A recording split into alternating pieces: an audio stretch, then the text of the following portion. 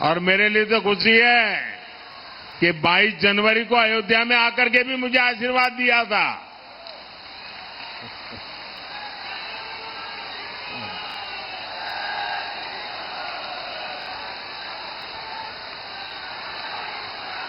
रामनामी समाज अपनी भक्ति, अपने भजन, श्री राम के प्रति अपने समर्पण और प्रकृति प्रेम के लिए जाना जाता है।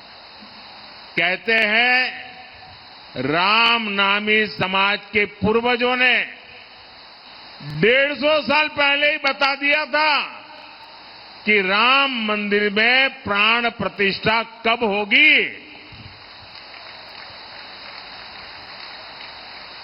मोदी के जिस मंदिर की प्राण प्रतिष्ठा का सौभाग्य मिला, अयोध्या के जिस मंदिर की उम्मीद कभी देश छोड़ चुका था, सबने मान लिया तब तो मामला खत्म नहीं होगा, उस उम्मीद को पूरा करने का काम भारतीय जनता पार्टी ने किया है।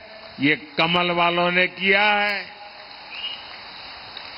कांग्रेस के लोग हम पर तंज करते थे। हर चुनाव में हमें पूछा जाता था मंदिर कब बनेगा। कांग्रेस वाले तो आए दिन गली मोहल्ले में, अरे बताओ मंदिर कब बनेगा,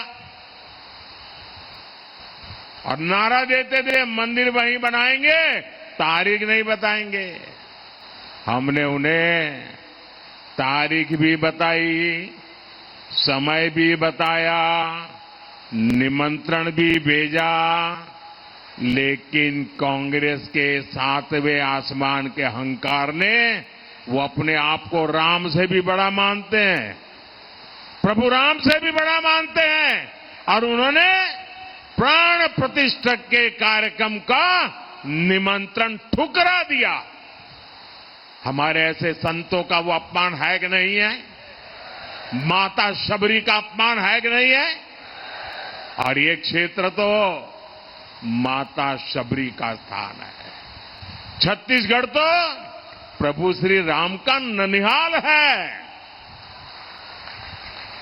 मैं आपसे पूछता हूं, क्या ये छत्तीसगढ़ का अपमान है कि नहीं है? ये छत्तीसगढ़ का अपमान है कि नहीं है? क्या ये माता शबरी का अपमान है कि नहीं है? साथियों, धर्म के नाम पर देश को बांटने वाली कांग्रेस आजादी के बाद भी पहले दिन से तुष्टीकरण में लगी हुई थी। तुष्टीकरण, वोट बैंक की राजनीति एक कांग्रेस के डीएनए में है।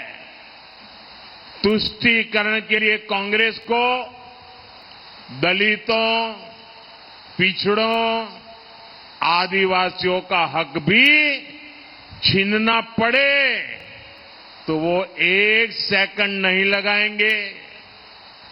जबकि भाजपा सबका साथ, सबका विकास के मंत्र पर चलने वाली पार्टी है।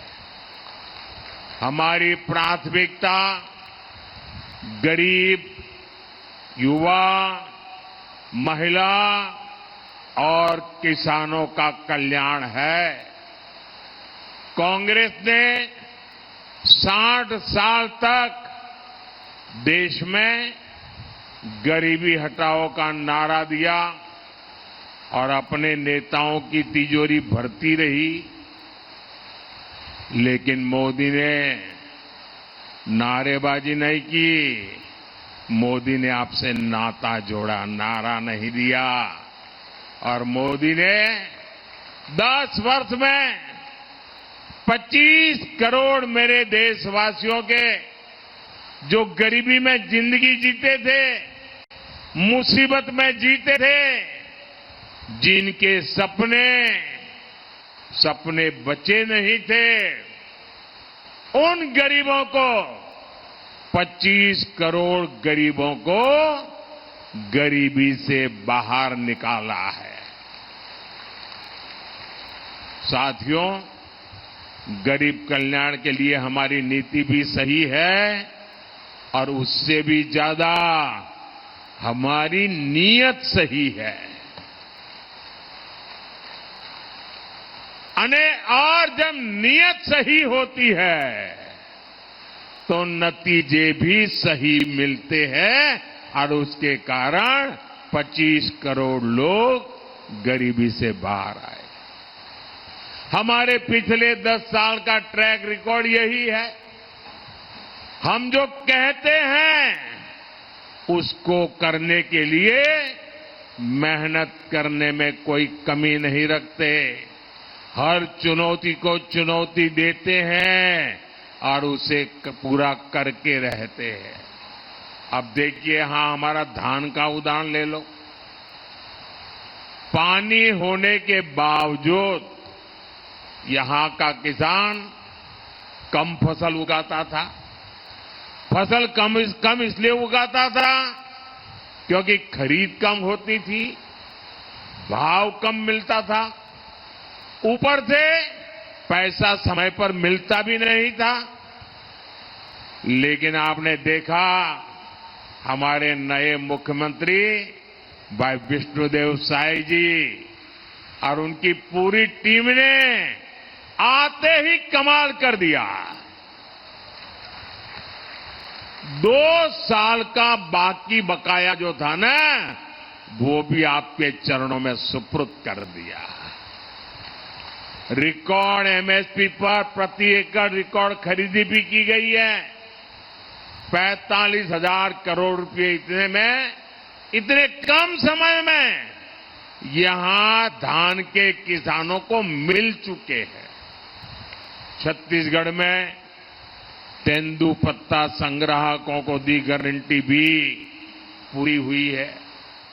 छत्तीसगढ़ के लाखों किसानों को पीएम किसान सम्मान निधि के भी 7,000 करोड़ रुपया मिले हैं।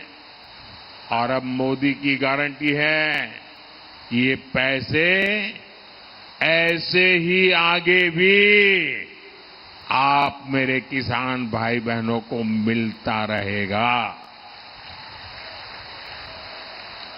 साथियों, भाजपा सरकार खेती में हमारी माताओं बहनों की भागीदारी को भी कई गुना बढ़ाने में जुटी है।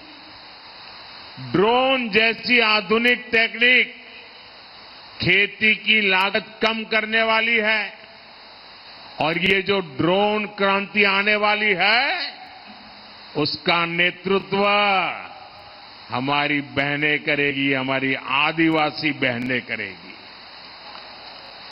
नमो ड्रोन दीदी योजना से बहनों को पहले ड्रोन पायलट की ट्रेनिंग दी जा रही है।